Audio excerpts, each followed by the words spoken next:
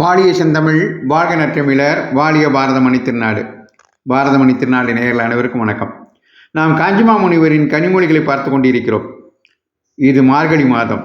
மாணிக்க வாசகரின் திருவம்பாவையும் திருப்பள்ளி எழுச்சியும் நம் நாவில் உலாவி வரும் நேரம். இந்த சமயத்திலே விநாயகரும் மாணிக்க வாசகரும் என்று விநாயகருக்கும் மாணிக்க வாசக பெருமானுக்கும் உள்ள தொடர்பை காஞ்சிமா முனிவர் தனது கனிமொழிகளில் விளக்குகிறார்.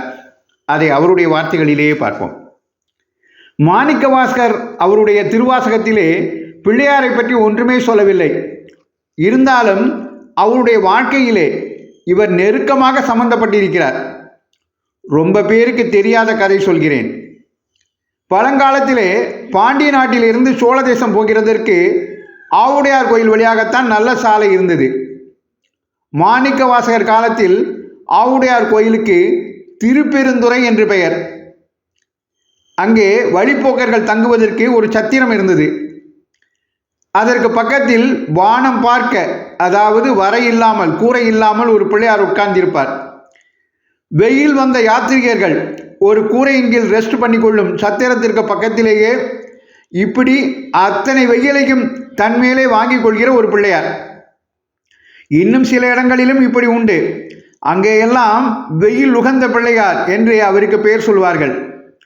இங்கேயோ வெயில் காத்த பிள்ளையார் என்று பெயர்.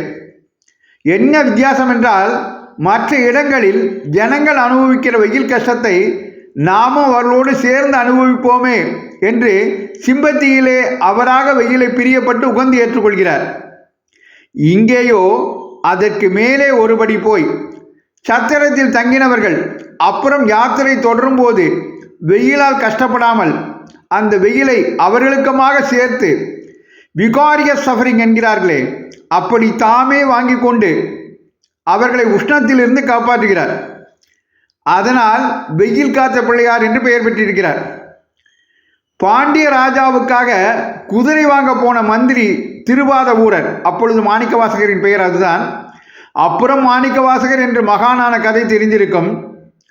அவர் குதிரை வாங்க போகிற வழியிலே அந்த திருப்புறந்துறை சத்திரத்திலே தான் ராத்தங்கினார். அப்போது அவருடைய சொப்பனத்திலே கனவிலே வெயில் காத்த பிள்ளையார் தோன்றினார். வெயிலோ சஃபரிங்கோ எதுவும் தெரியாத பரபிரமே தாம் என்று வாத ஊரருக்கு தெரிவிக்க நினைத்து தான் ஒருத்தரே பிரம்ம விஷ்ணு ருத்ரர் ஆகிய 3 ரூபமாக மாறி அவருக்கு காட்சி கொடுத்தார். நன்றி, வணக்கம்.